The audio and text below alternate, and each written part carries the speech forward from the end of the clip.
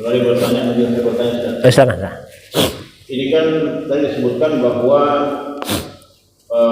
dosa itu adalah kalau hati kita gelisah, kemudian tidak mau diketahui orang. Nah, ini kan sekarang zamannya ini Ustaz, yang baik dibilang buruk, buruk dianggap baik. Nah, kita ini kadang-kadang yang melakukan kebaikan, ya, sesuai dengan sunnah Rasulullah, misalnya sesuai dengan firman Allah. Tapi karena mungkin kebanyakan orang tidak melakukan itu, kadang-kadang kita ragu melakukan. Atau sebaliknya banyak orang melakukan perbuatan yang mungkin melanggar peraturan Allah, tapi dianggap biasa-biasa saja. Nah, itu bagaimana, Ustaz? Baik. Oke. Ada dua hal yang ingin saya sampaikan berkaitan dengan pertanyaan tadi. Jadi yang pertama, keburukan dianggap kebaikan dan kebaikan dianggap sebagai keburukan. Nah, itu sebetulnya sudah pernah disampaikan oleh Rasulullah SAW. Dalam satu kesempatan, ketika Nabi kumpul sama-sama sahabat, Nabi bertanya, Nabi bertanya kepada para sahabat, kaifa ra'aitum, bagaimana pandangan kalian ketika tiba nanti suatu masa, ya, di mana pada masa itu kata Nabi SAW, tagha nisa'ukum, wanita-wanita kalian sudah melampaui batas, yang perempuannya Pak. Wa fasuqa syababukum, syabab generasi muda kalian sudah melakukan kefasikan. Wa taraktum jihadakum, kalian sendiri yang laki-laki dewasa ini sudah meninggalkan jihad, yang tidak ada lagi semangat juangnya. Jadi akan ada masa itu Pak, menurut hadis tadi, di mana umat Islam ini mengalami dekadensi moral. Perempuannya melampaui batas, anak-anak mudanya fasik, kita sendiri ini yang laki-laki dewasa tidak ada semangat juangnya mau memperbaiki itu. Para sahabat ketika ditanya seperti itu tidak menjawab, oh kami akan begini, padahal tidak. Justru merasa heran, karena sama sekali tidak pernah membayangkan umat Islam akan begitu keadaannya. Maka mereka bertanya, fahal sayakunu dzalika ya Rasulullah, apa benar itu akan terjadi ya Rasulullah? Nabi menjawab, wallahi innahu lakain, demi Allah kata Nabi pasti terjadi. Bal asyaddu minhu sayakunu, bahkan yang lebih parah daripada itu akan terjadi. Nah, tambah kaget Pak ini sahabat. Yang tadi saja itu sudah tidak dibayangkan akan terjadi, Nabi sampaikan lagi yang lebih parah dari itu akan terjadi.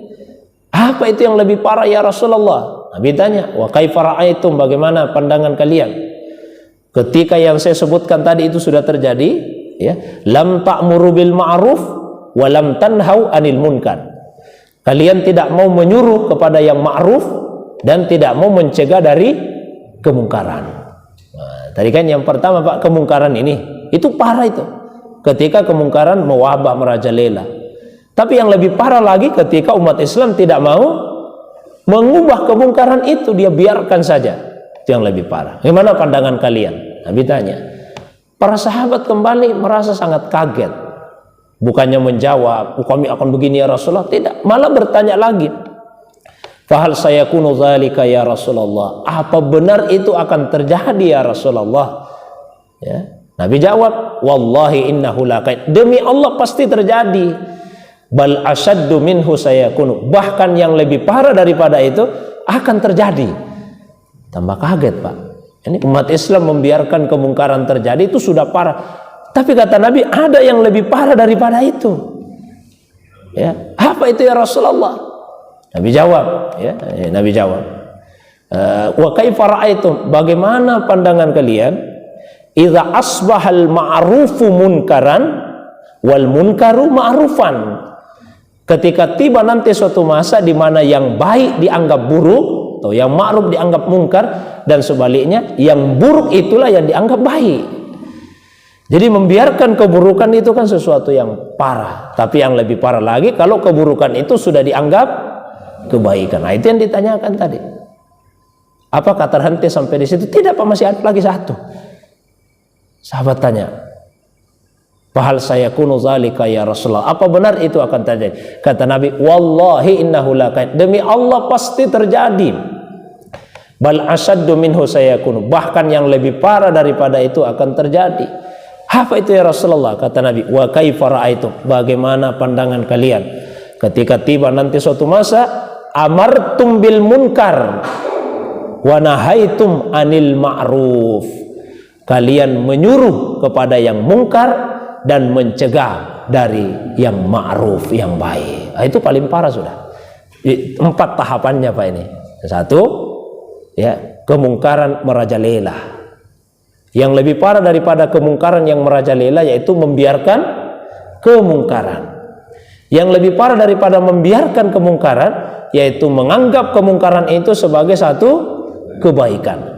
Dan yang lebih parah daripada menganggap kemungkaran itu adalah kebaikan yaitu mengajak orang kepada kemungkaran. Nah, itu akan terjadi. Ini yang disampaikan tadi akan dialami oleh umat Islam itu. Nah, kita merasa saja lah apa sudah terjadi atau belum. Nah, usah jawab itu, kita merasa saja. Ah, lalu pertanyaannya kemudian, ya, ini yang kedua yang saya menjelaskan. Ketika kondisi itu sudah terjadi, sehingga sebetulnya yang kita mau lakukan ini kebaikan yang kita mau lakukan. Tapi kita merasa ada keraguan untuk melakukan itu karena merasa saya seorang diri. Atau tidak banyak yang melakukan ini, jadi kita ragu. Nah, apakah tidak masuk dalam kategori hadis ini? Tidak, keraguannya di situ beda.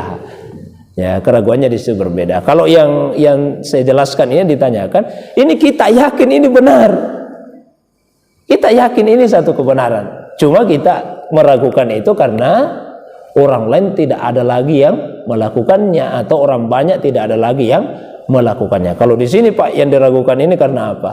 Ya kita tahu ini dosa, makanya kita gelisah karena ini dosa. Yang namanya dosa itu menyalahi fitrah. Pasti kita akan gelisah karena menyalahi fitrah yang Allah Subhanahu wa taala tetapkan atas diri kita. Dan kita juga gelisah karena apa? Takut orang tahu. Ya, takut kalau orang lain mengetahuinya. Tapi memang akan ada masa dan ini yang paling parah. Ya, ketika manusia itu sudah tidak lagi merasa gelisah pada saat dia berbuat dosa. Ya, ini kritis sekali Pak. Kalau kita sudah tidak lagi merasa gelisah berbuat dosa. Kalau kita masih gelisah ketika berbuat dosa, alhamdulillah. Alhamdulillahnya bukan pada dosanya tapi pada gelisahnya. Ya, kita gelisah berbuat dosa, alhamdulillah. Alhamdulillah berbuat dosa, bukan dosanya, gelisahnya. Itu artinya nafs kita, jiwa kita masih pada nafs lawamah. Ya, nafsul lawamah. Tapi kalau jiwa kita sudah tidak lagi gelisah, malah kita nikmati dosa itu, berarti nurani kita sudah mati. Ini sudah jiwanya ammarah bisu, yang selalu mengajak kepada keburukan. Karena nafs itu, kalau menurut ulama tasawuf kan ada peringkat-peringkatnya. Ada nafsu ammarah bisu, selalu mengajak kita kepada keburukan dan tidak ada penyesalannya kalau berbuat dosa, malah dinikmati dosa itu. Yang parah. Ada nafsu lawamah, kita berbuat dosa tapi selesai berbuat dosa kita celah diri kita. Kan mungkin kita pernah mengalami Bapak sekalian, berbuat dosa itu, kenapa saya tadi melakukan yang begitu? Ada di penyesalan di hati. Ini masih ada harapan untuk berubah. Di atasnya ada nafsu mutmainnah, ya, kemudian ada nafsu mulhamah, dapat ilham dari Allah. Ada nafsu radiyah, ya, yang selalu ridha, bisa menerima apapun yang Allah putuskan atas dirinya. Ada nafsu mardiyah, yang selalu diridai oleh Allah Subhanahu wa taala. Dan ada nafsu kamilah, nafsu yang paripurna. Nah, sekalipun demikian Bapak Ibu sekalian, jika kita mengalami kebimbangan bukan karena pada substansi perbuatannya, tapi karena khawatir ini orang lain kok tidak ada lagi yang melakukan, justru kalau saya lakukan mungkin efeknya akan buruk, maka mintalah kekuatan kepada Allah Subhanahu wa taala dan keistiqomahan kepada Allah Subhanahu wa taala. Kita yakin sekalipun semua makhluk menghalangi, kalau Allah menghendaki terjadi kan pasti terjadi. Dan sekalipun semua makhluk menginginkan itu terjadi, kalau Allah yang menghalangi, nah, maka itu tidak akan pernah terjadi. Dan itulah wasiatnya Nabi kepada Abdullah ibnu Abbas. Ya, Nabi SAW pada Abdullah ibnu Abbas, wallahi lawijtama'an nas, sekalipun semua manusia itu bersatu padu, ya, ala ayyam fa'uka bisyai, untuk memberikan manfaat kepadamu, lam yamfa'uka bisyai, mereka tidak akan bisa memberikan manfaat apa-apa kepada dirimu, illa bisyai'in qad kataballahu lak, kecuali dengan sesuatu yang Allah sudah takdirkan untukmu. Dan sebaliknya, lawistama'u, kalau mereka bersatu padu, ala ayyadurruka bisyai, ingin membahayakan dirimu karena kebaikan yang kamu lakukan, lalu mereka ingin bersatu padu, ingin memberikan bahaya, ingin memberikan madarat, ingin memberikan keburukan, lam yadurruka bisyai, mereka tidak akan pernah bisa membahayakanmu, tidak akan pernah bisa merugikanmu, illa bisyai'in qad kataballahu alaik, kecuali dengan sesuatu yang Allah memang sudah takdirkan atas dirimu. Nah, kalau kita yakin itu, insyaallah istiqamah dalam kebaikan, meskipun kebaikan itu sudah ditinggalkan oleh banyak orang. Barangkali itu. Wallahu a'lam.